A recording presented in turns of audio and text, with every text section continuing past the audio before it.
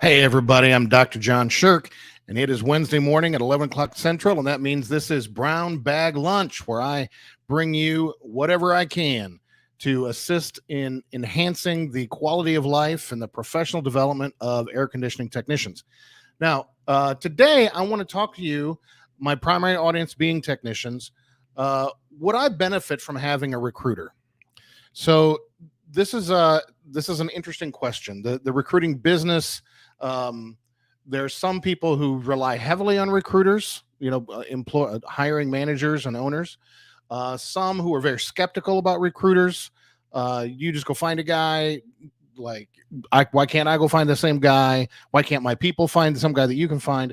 So my first audience being technicians, I want to speak to you first, but I'll make some references to hiring managers and owners in this as well. So, should I, if I am an HVAC technician, should I work with a recruiter?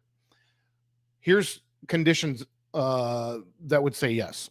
First of all, mindset. Are you more thinking job or career? And if you haven't resolved that issue, that comes before this question. Now, if you are thinking career, the answer is 100% yes, you should be working with a recruiter. Now, here's the thing, a good recruiter doesn't need you to want to make a change right now, right? That's a timing thing that could happen 5 years from now. But if you're developing a career, then the question of do I need to go to a next job in order to develop myself needs to be asked, right? If you're a technician, I've seen a few exceptions, but for the most part, contracting companies are not set up for the career development of the technician. It destabilizes the company for the techs to move around too much and do too many different things. If they've got a good install manager, they want that guy doing installs. And maybe a need will rise where they move a guy into service, but once they move him into service, who's going to do the installs? You see what I'm saying? So you need to, as a technician, be thinking through your own career path and how that's going to work for you as a technician, which begs the question, do you have a good understanding of the career path of a technician, right? I mean, if you work the residential side, you start helper, then install, maybe install crew leader, then service, then maybe sales, maybe then sales manager. That cycle from day one as a helper to becoming a salesperson, it's about a 10-year cycle for development. Well, if you get into a position where you're an install guy and you're just going to be install guy indefinitely for that company, if that's what you want and you don't want anything else, 100%, that's fine, right? I'm not trying to push you into something you don't want. But if you want to see more happen for yourself, then it helps to work with someone who knows what's going on in the market, knows where the other opportunities are, and can help you find that next job so you can develop your skills into landing ultimately where you want to be. Okay. So, and by the way, owners are not bad people. They're not trying to take advantage of you. There's some, rarely there are some, I've met them, but for the most part, they're not. They just want to run a stable company, and they can't destabilize the organization by having people move around all the time. Okay. So that is what it is. So, next, you should, if you work with a recruiter, you should be working with someone who will not ever charge you a dime. Now, this is, I've seen a few of these, and I just want to tell you, if you are a technician and you want to work with a recruiter and that recruiter wants to charge you money, immediately hang up the phone. Do not work with that person. There are spectacular recruiters out there. I'd like to consider myself one of them. I'd love to work with you. But if it's not me, it's okay. But don't work with someone who wants to charge you for their services, because supply and demand at this phase of life in 2023, supply and demand means that the hiring manager should be paying for those services because there's many more jobs than there are technicians, right? I mean, imagine we were just talking about buying groceries. And someone said, I want you as a buyer of groceries, I want you to pay me to help connect you to a grocery store. You would say, I think I just drive to the grocery store, right? On the other hand, if I'm a grocery store, I may want to pay someone to help them, the grocery store, connect with you. So you choose them for the groceries. It's simple supply and demand, right? There's just way more jobs for air conditioning technicians than there are techs to fill them. And that means they're competing for you. And so they're the ones who will foot the bill to uh, make that move, make that transition, to bring you over, to help win you over to working for them. Okay. That's part of the recruiter's role. So do not pay anybody for these services. In fact, you should really feel like, yeah, a very welcomed house guest in the relationship with a recruiter, because they want to work with you. They're going to make money working with you, but you're not paying that bill. You should not pay that bill. Um, and then lastly, realize that from the recruiter's perspective, they need to keep in touch with you. I know it can be a little annoying to get some emails, an occasional text message that's like, hey, just checking in.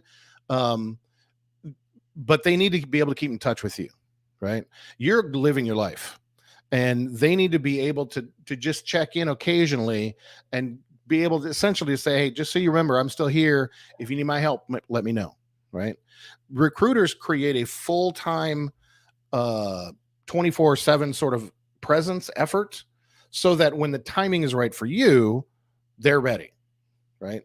uh, Full-time recruiters don't just kind of, do nothing, and then an employer says, hey, I need a guy, and then they go to work. They have to be present all the time, right? Because then otherwise timing works against them. So you need to be okay with a little bit of keeping in touch, and you need to be able to give them a little bit of your time and help them understand you, to give them some time to put together your resume.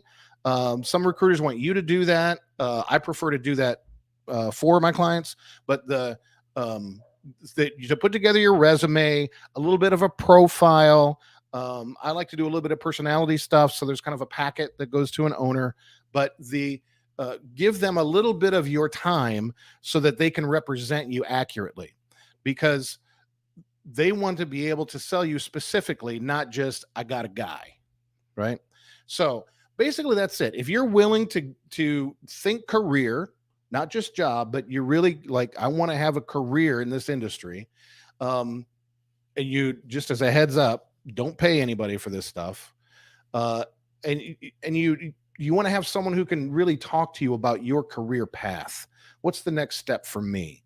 How do I understand that next step? If you have a goal, if you're right now today a helper, and your goal, your dream is to be a controls tech, right? You need to work with a recruiter who understands the steps between where you are and that, and can help you get the progressive set of jobs that get you there. Okay.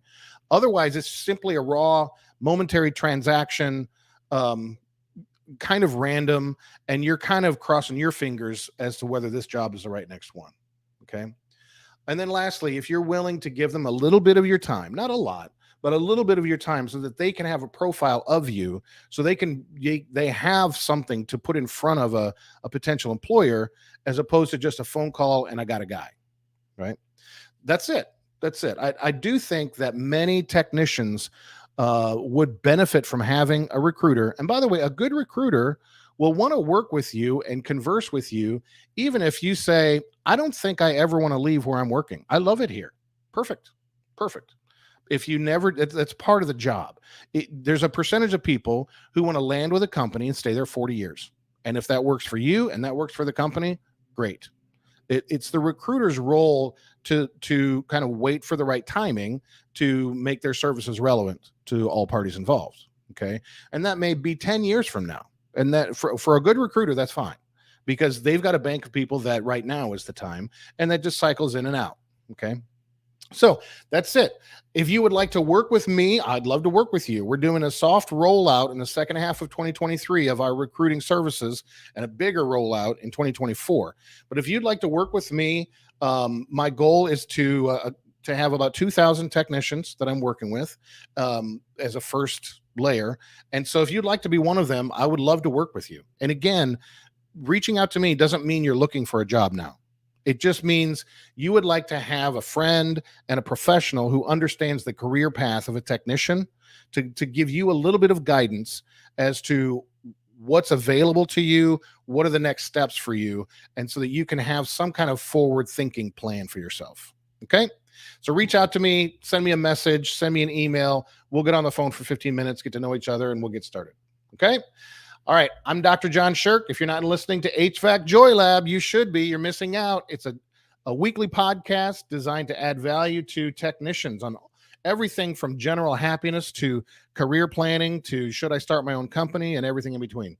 So be sure to take a look at it when you have a chance. It's on Stitcher and Spotify and Apple Podcasts, which is where most people are getting their podcasts right now. So that's it. I'm Dr. John Sherk. This has been Brown Bag Lunch. Thanks so much for your time, and we'll see you next week.